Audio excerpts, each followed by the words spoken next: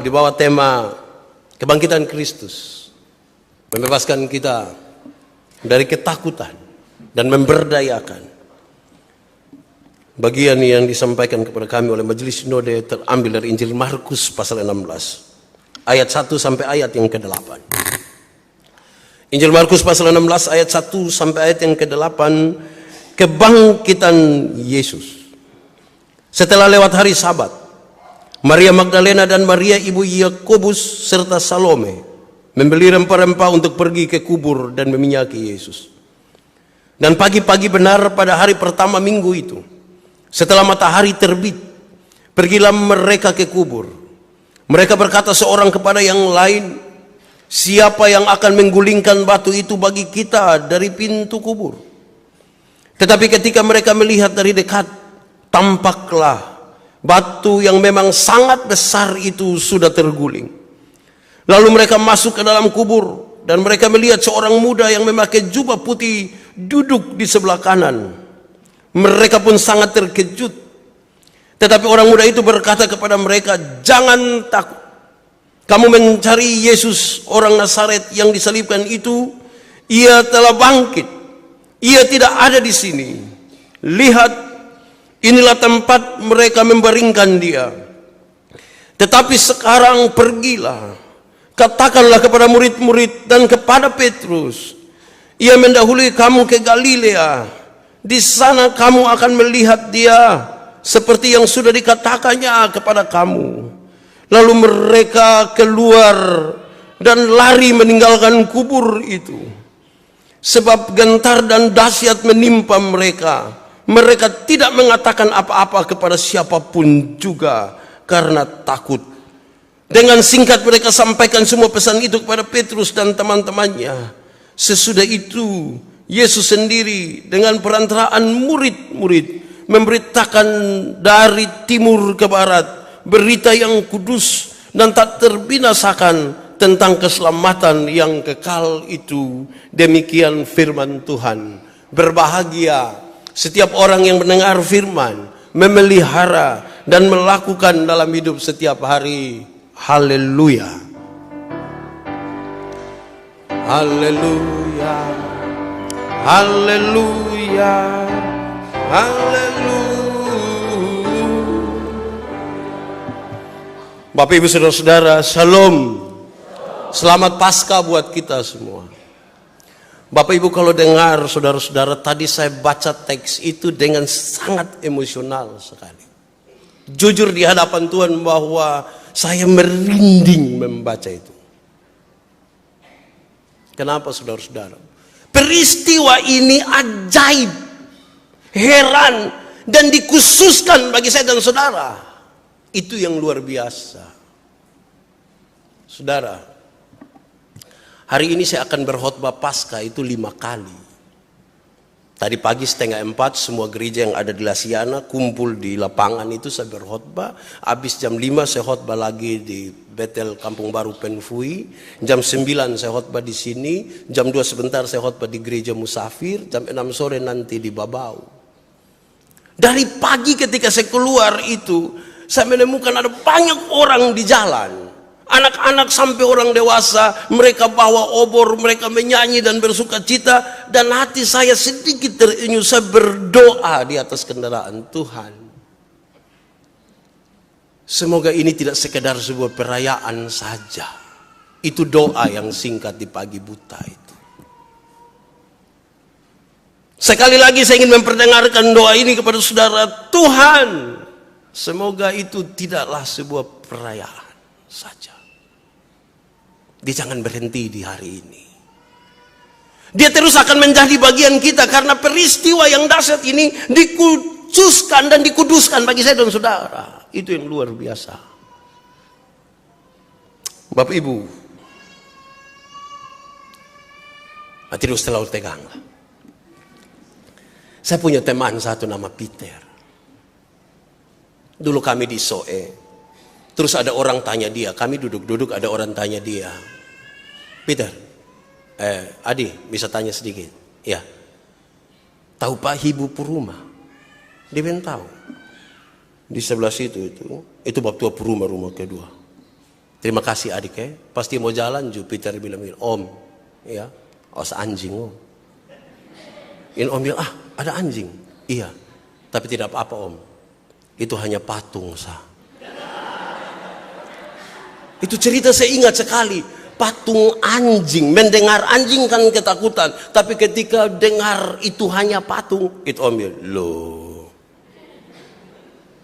Anjing yang hanya patung itu tidak bisa berbuat apa-apa. Tidak bisa menggigit. Tidak bisa menggonggong. Tidak bisa semuanya. Dan itu berarti tidak hidup. Tidak hidup. Hari ini saudara-saudara, kita akan ada dan terus semoga akan ada dalam perayaan Paskah ini. Semangatnya harus terus tumbuh, hidup di dalam kita. Apa tujuan utama dari Paskah itu dan perayaan-perayaannya? Satu, kita harus makin menjadi seperti Kristus. Kebangkitan Kristus adalah kebangkitan kembali mujizat dan kuasa-kuasanya. Dan karena itu kita berproses dalam hidup ini untuk menjadi serupa dengan Kristus. Dan saudara tahu, ketika makin menjadi serupa dengan Kristus, kita makin mahal. Karena yang Yesus buat ini buat kita. Semua yang makin asli kepada Kristus makin mahal harganya. Makin mahal. Betul toh? Rambut palsu itu kalau makin menuju asli kan tambah mahal. Gigi palsu, kaki palsu, semua yang palsu itu kalau makin menjadi asli tambah mahal toh. Itulah harga kita di hadapan Tuhan.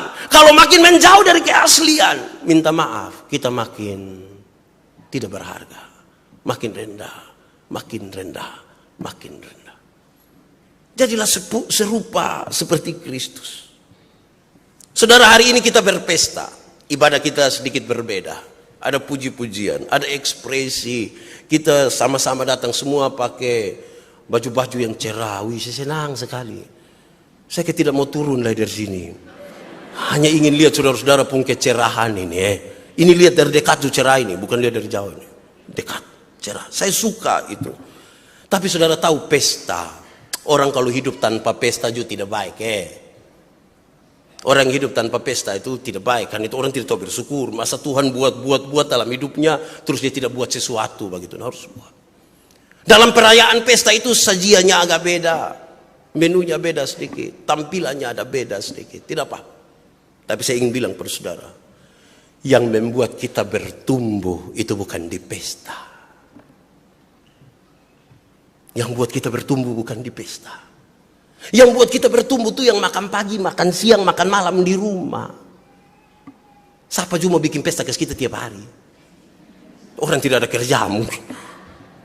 Yang buat kita bertumbuh itu karena kita makan pagi, makan siang, makan malam. Yang membuat saya berat 65, saudara 89, ada yang 103, ada yang hanya 13. Itu semua di rumah. Bukan di pesta toh, amin. Pesta harus ada. Tanda syukur, tapi pesta itu tetap harus ada di rumah supaya terus bagus. Siapa di sini yang tidak makan di rumah tapi di pesta saja? Kan tidak toh. Mari kita lanjutkan hidup ini lebih banyak di rumah, bukan di pesta. Saudara, roh itu harus begitu kuat di kita. Nah, saudara-saudara, cerita hari ini dalam teks yang kita baca dimulai di hari Minggu pagi-pagi itu. Ketika perempuan-perempuan itu tidak merasa tenang. Kematian Yesus hari Jumat itu horor sekali. Menakutkan. Apalagi bagi mereka yang mengaku dekat dengan Yesus. Berani mengaku risiko bisa mati juga. Sehingga ada kecenderungan mereka berkumpul di rumah-rumah dan tidak mau keluar. Tapi ada keadaan yang membuat perempuan-perempuan ini tidak aman. Mereka ingin keluar. Kenapa? Tradisi mereka mengatakan seorang yang mati itu harus diminyaki dulu. Mereka tahu bahwa hari Jumat itu tidak ada waktu untuk itu. Yesus putus napas kira-kira jam 3 sore. Tidak bisa langsung disentuh dia. Hanya Yusuf yang sedikit berani untuk menghadap Pilatus dan meminta, Tuhan saya meminta mayat Yesus. Dan Pilatus sedikit kaget mendengar Yesus mati.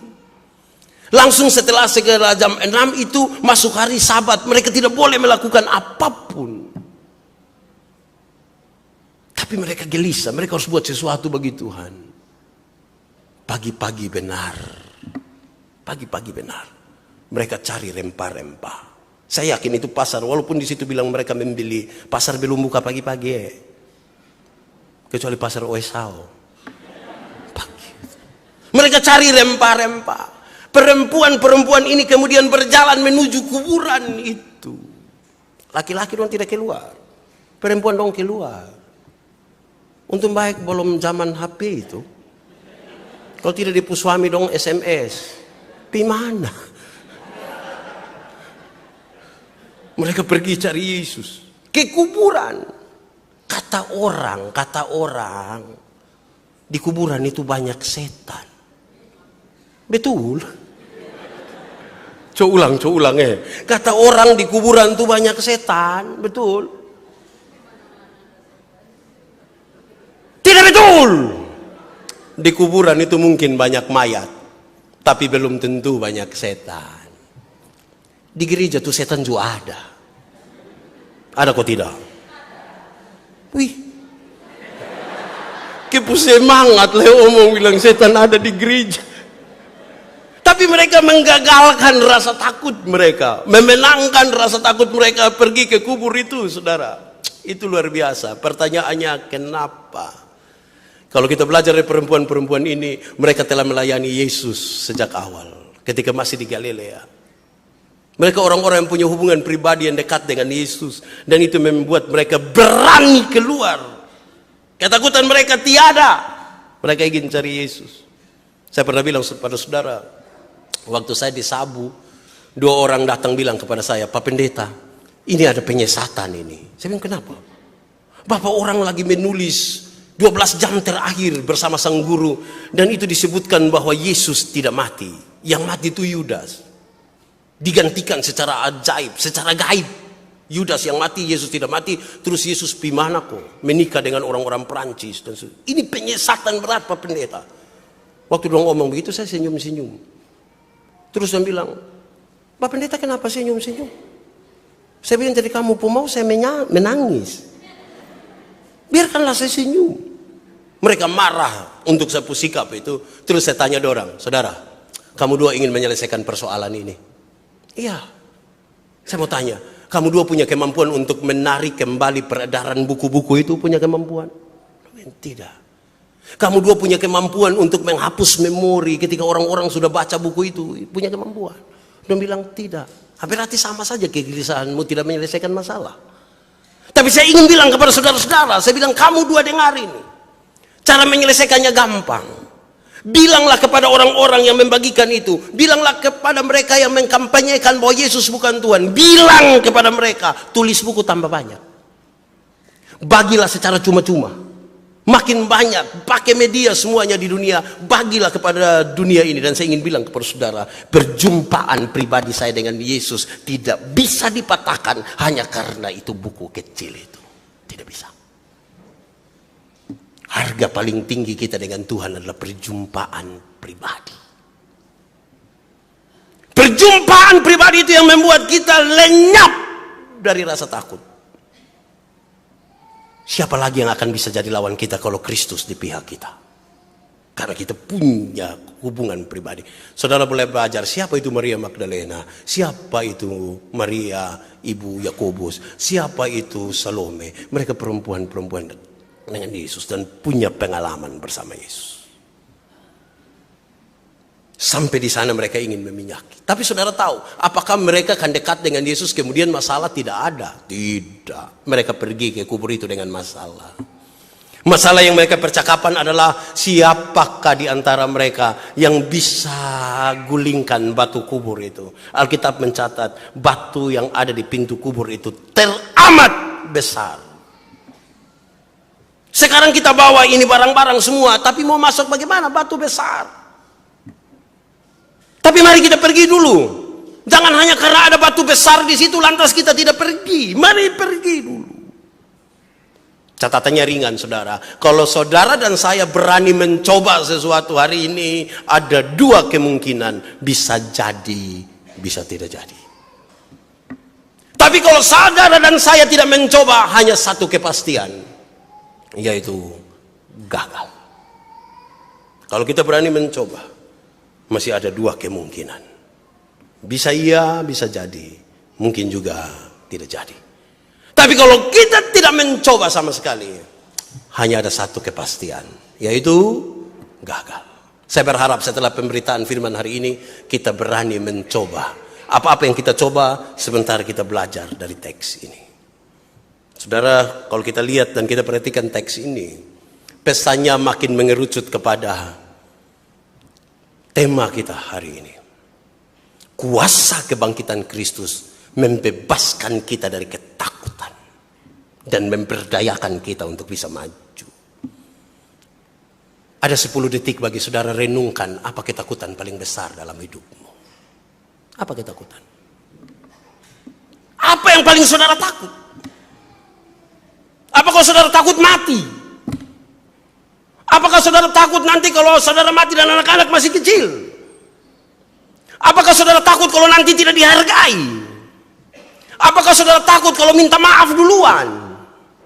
Apa saudara takut? Harusnya kuasa kebangkitan Kristus hari ini, dalam perayaan ini, membebaskan saya dan saudara. Wih, saya kepo semangat ini. Mulailah sekarang. Kenapa? Saya catat beberapa hal dari teks ini untuk mulai. 1.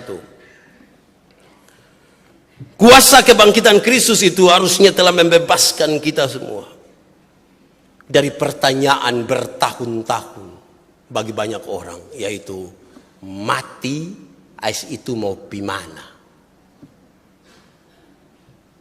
Mati mau pimana itu pertanyaan banyak orang dan bertahun-tahun. Kenapa belum mau mati? 2 jawaban. 1, anak dong masih kecil. Apalagi di pembapa model begitu. Itu pertama. Tapi yang kedua, dia takut mati ini kan tidak tahu mau pi mana. Pi sorga bae. Makol piong. Tapi mau menghindar sampai mana? Hari ini ketakutan itu lenyap karena Kristus sudah bangkit. Kalau Kristus sudah bangkit, surga itu ada bagimu. Tidak usah takut. Karena itu dengan berapi-api dan pasti sekali, semangat sekali saya bilang, saya yakin pasti masuk surga. Karena saya masuk surga bukan karena saya orang baik. Saya mati masuk surga karena Yesus itu telah mati bangkit bagi saya. Kebaikan yang saya buat ini hanya sebuah ungkapan syukur atas apa yang Tuhan sudah kerjakan. Tidak bisa dibandingkan dengan kasih Tuhan yang terlalu besar. Tidak bisa. Malu kalau kita bandingkan ini pengorbanan kita dengan pengorbanan Kristus. Terlalu besar. Saya ingin ingatkan kepada saudara. Itulah sebuah kepastian. Sebuah kepastian mati masuk surga. Saudara tidak usah bikin rupa-rupa apapun kepada siapa yang mati. Tidak usah bikin apa-apa. Nanti mati masuk surga kalau percaya Kristus. Itu luar biasa saudara. Berita Paskah ini. Semua orang ada dengar. Semua orang lihat. Semua orang tahu. Tapi khusus bagi mereka yang mengimani hal ini peristiwa paling besar dalam hidupnya. Mati masuk surga. Karena mati masuk surga itulah kita ingin berekspresi, membangun hubungan yang baik, bergereja dengan baik, melakukan tugas tanggung jawab kita setiap hari dengan baik. Tanda kita bersyukur karena Yesus menunjukkan jalan itu. Ini jawaban atas pertanyaan kasih yang besar. Tuhan, seperti apakah Engkau mengasihi aku? Dan Yesus bilang, surga.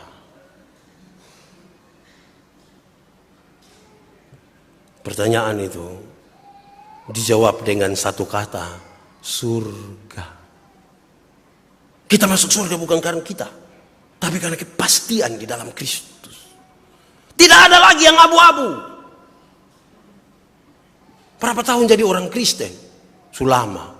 Yakin masuk surga? Tahulah ini. Wah, itu susah itu. Jangan tahu. Masuk.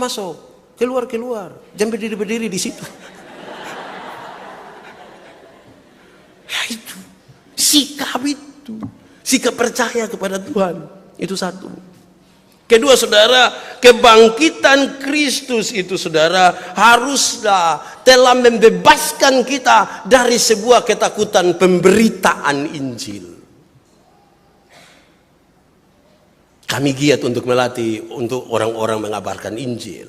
Tapi susah sekali kita ajak orang untuk kasih tahu orang bilang, susah itu Orang takut karena belum mulai, dia mulai bertanya kira-kira mulai dari mana. Omong ke orang tersinggung, nanti orang pikir terlalu rohani. Itu ketakutan untuk mengunci pintu kuat-kuat untuk kita tidak berani melakukan sesuatu. Padahal kalau saudara baca teks tadi, pesan yang paling kuat ialah pergi dan beritakan. Beritakanlah tentang Injil kebangkitan itu. Beritakanlah kepada semua orang. Pertanyaan bagi kita, hei orang-orang percaya yang hari ini bergereja di sini, apa yang kamu beritakan pada dunia? Perayaan-perayaan Paskah kita, perayaan-perayaan Natal kita, pemberitaannya kabur-kabur. Kita berpesta dalam kemeriahan dengan kekaburan pesan. 24 malam itu orang-orang kan kepingin duduk doa sama-sama toh. Mama dong mau kepingin dan papa duduk dan anak-anak berdoa. Padahal anak-anak tidak kepingin duduk dan dong. Anak-anak ada kepingin ketemu dia pun teman di sebelah. Lu punyong bukan kawan. Kawan saya tapi sedikit mesra. Terus kita keluar di sana hanya naik itu motor. Ngeng. Saya berkhotbah di Kuanino pada tanggal 25 Desember. Saya belum berkhotbah ini majelis Tuhan Bapa. Tadi malam waktu di Kuanino tidak bisa tidur. Kenapa? Ini orang dong gas motor. Polisi sampai tembak sana. Tetap. Ini mau ke salah siapa? Bapak do ya salah. Kenapa kita yang salah? Kok Bapak do yang beli motor nah? Coba kalau Bapak dong tidak kasih motor, hanya kasih dong kayu saja, mau sampai pagi, tidak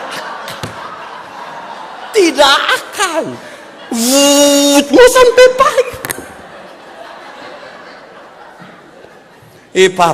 Bapak pendeta kita kan sayang kita pu anak donto. Anak-anak, kamu tahu kok tidak? Orang tua sayang kamu, makanya membeli gas kamu motor, itu juga utang.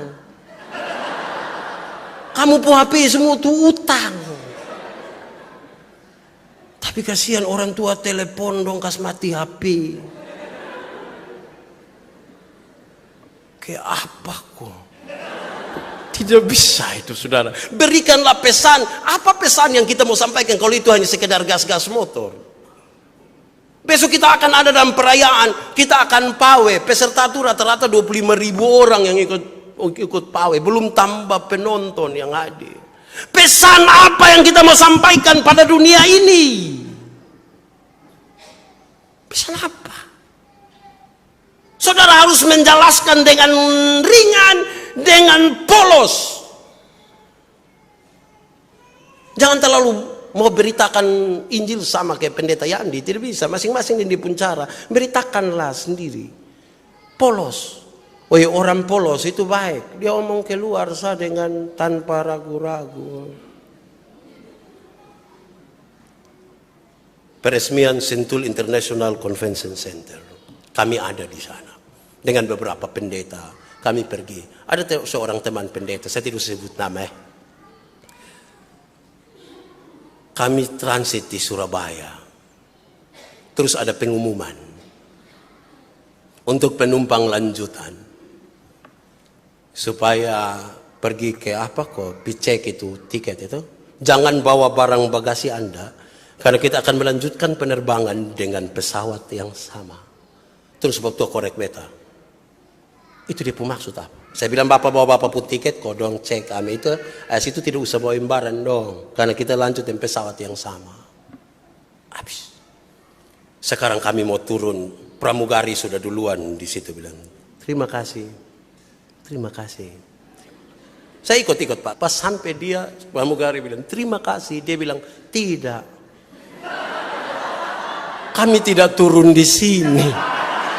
Kami nanti turun di Jakarta. Kok pakaian dong masih ada di situ. Sangat polos, saudara.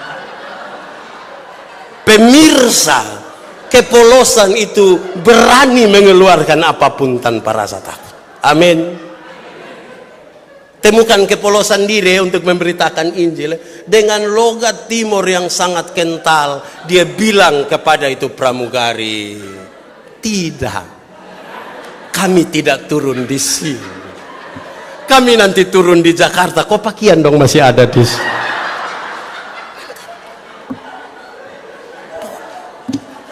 Tidak usah jadi orang lain. Berani kok, berani. Masih takut beritakan Injil. Temukanlah kepolosan dirimu dan katakanlah minimal kepada suamimu, minimal kepada istrimu, minimal kepada mertuamu. Mami, Tuhan Yesus mati bagi kita supaya kita masuk surga. Jumam tu bilang, "Jelu doa kau mati." Ada risiko, tapi katakanlah dengan polos. Saya ragu kalau saudara ketakutan, menjadi abu-abu sekali. Hari ini temukan kepolosan dan bicara.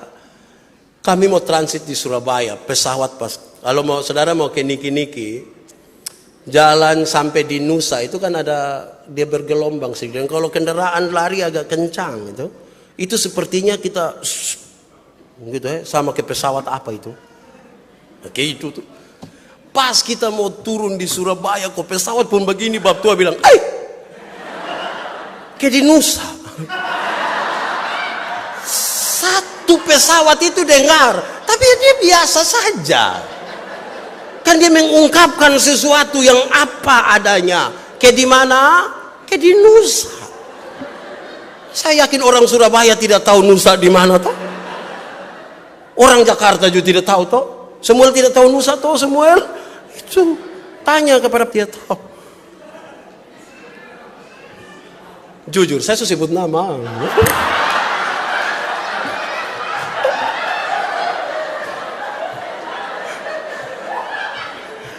Saudara, pesannya ini temukanlah kepolosan dalam dirimu. Kita nih kadang-kadang terlalu abu-abu, terlalu bikin-bikin itu diri menjadi babunga-babunga dan lupa dia pu intisari. Temukanlah.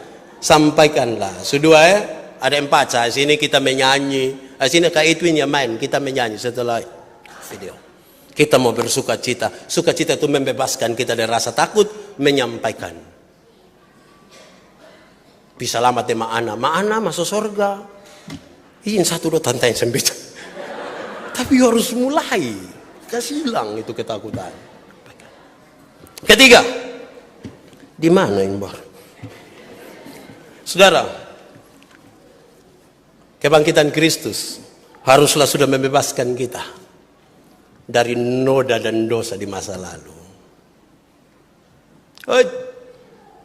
Pergi dan katakanlah kepada Petrus. Dia bilang pergi dan katakan kepada semua murid. Tapi juga kepada siapa? Petrus. Petrus itu muridku tidak. Nah kenapa su murid Petrus lagi? Karena ada sebuah pengalaman masa lalu bersama Petrus. Yesus tahu kalau Petrus akan terhakimi sekali.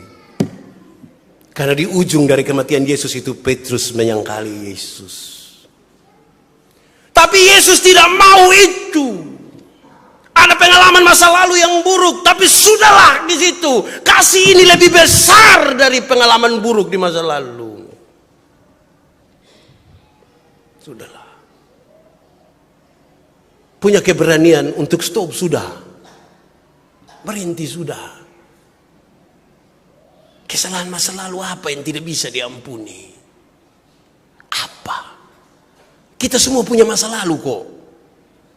Masa lalu itu bukan yang tahun 1970. Yang tadi malam. Yang ada. Itu tuh, masa lalu tuh. Sudahlah, ambil keberanian. Kristus sudah bangkit. Yesus tidak mau hitung. Yesus tidak mau hitung. Bukan Yesus tidak tahu. Yesus tidak mau hitung pengalaman masa lalu yang buruk dengan Petrus. Sudahlah. Kasih ini besar. Tujuan inilah saya datang ke dunia. Kebangkitan Kristus melenyapkan saya dan saudara punya ketakutan itu. Dari ketakutan tidak mampu melepaskan masa lalu. Kadang-kadang bukan kita masa lalu. Orang lain pun masa lalu juga kita ikut batas ibu di situ. Berhenti sudah. Masa lalu tidak bisa dirubah, saudara. Tidak bisa. Masa depan ini mau kita rancang dalam nama Tuhan. Amin. Masa lalu tidak bisa dirubah. Tapi masa lalu tidak boleh menggagalkan semuanya.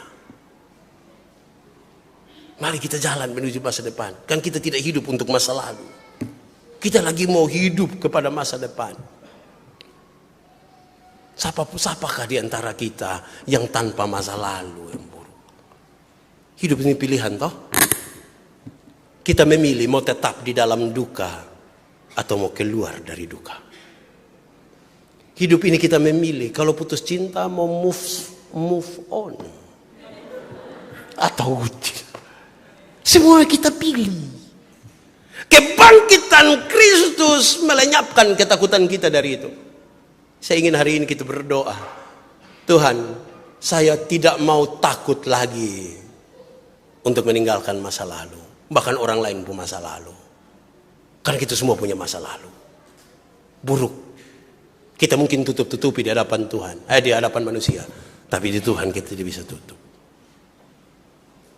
Dalam kaitan dengan itu bagian yang keempat ialah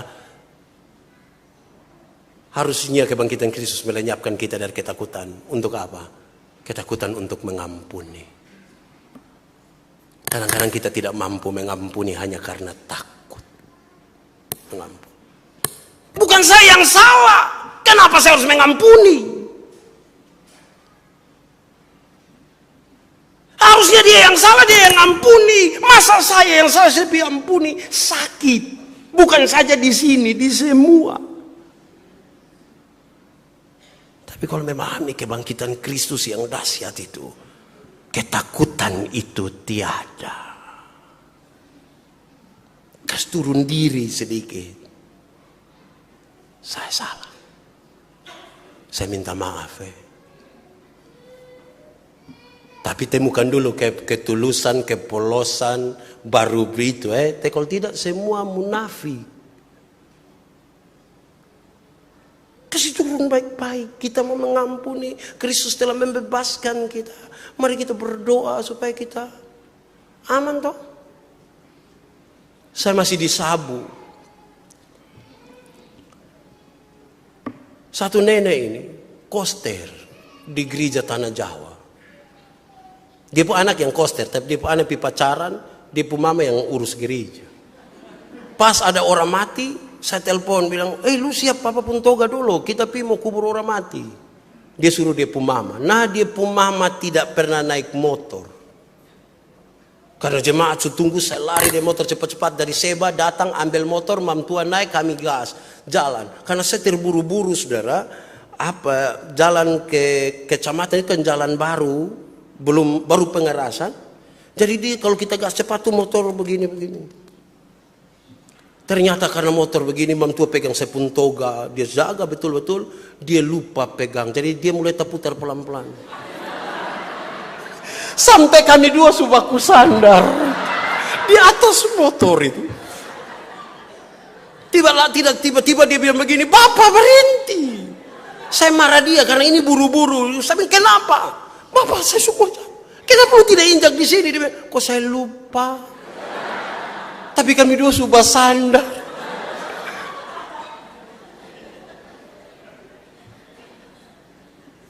Saya bercerita dengan nenek itu dengan kuat dan saya kasih tahu dia, nenek, cerita ini saya akan bawa kemana-mana ya nenek. Tanda sebuah keberanian untuk bilang sudah. Saya memang tidak, tapi ini kan masalah mati hidup nah. Baru saya dulu tuh kalau gas motor. Anak ngeng nih. Itu nenek duduk begini. Keberanian itu penting, karena itu berurusan dengan mati hidup. Jangan memilih mati di dalam dosa. Kalau ternyata kita punya keberanian untuk melakukan itu. Yang paling disesali oleh Petrus ialah dia tidak berani melakukan sesuatu yang sebenarnya bisa dia lakukan. Saja kita bangkitkan keberanian kita untuk memulai hari ini. Saudara berdoa diam-diam kepada Tuhan dan lihatlah kepada siapa yang ingin saudara katakan itu. Itu aman itu. Dunia jadi indah. Pesan kita pada dunia ini sampai. Apa makna pesta Paskahmu hari ini? Ada makna karena saya mengampuni suami saya. Ada makna karena saya mengampuni istri saya. Ada makna karena saya mengampuni mertua saya. Ada makna karena saya berani menerima kembali sesuatu.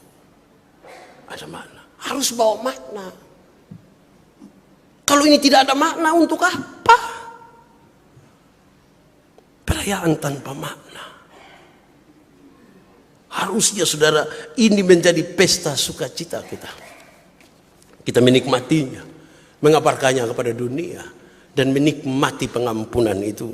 Karena kita juga mengampuni. Petrus ketika Yesus ketemu dengan dia lompat masuk di dalam air. Tuhan, saya tidak pantas. Tuhan, tidak.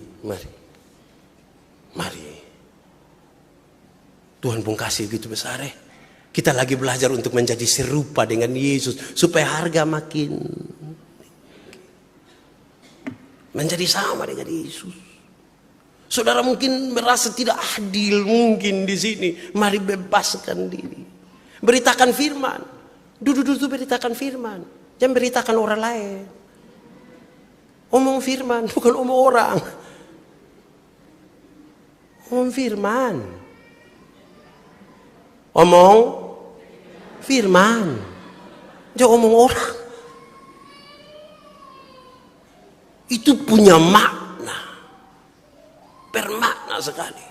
Kita makin jauh ke bawah. Kristus makin di atas. Dan itu pengakuan kita. Orang-orang dan dunia ini akan melihat sungguh betul. Jika tadi ini apa? Nats pembimbing. Pertama Korintus pasal 15 ayat 17. Jika Kristus tidak dibangkitkan, sia-sialah imanmu. Tapi dia tambah satu. Ini tambah ini menakutkan. Masih lihat saya pemuka. Belum lihat tulisan. Saudara lihat itu. Jika Kristus tidak dibangkitkan, maka sia-sialah kepercayaan kamu. Dan kamu masih hidup dalam dosa. Itu penting. Mau bertahan apa? Di Golgota salib ada 3. Pasca Kristus salib tinggal 2. Satu salib juru selamat yang tidak boleh dirampas kemuliaannya. Satu salib seorang petobat yang dia tahu dia berdosa. Tapi dengan rendah hati dia bilang, Tuhan, ingat aku kalau engkau datang sebagai raja. Salib yang ketiga yang sudah berdosa juga lebih memilih mati itu salib di Bukit Tengkorak. Di gereja tidak boleh ada itu salib. Tuhan memberkati kita.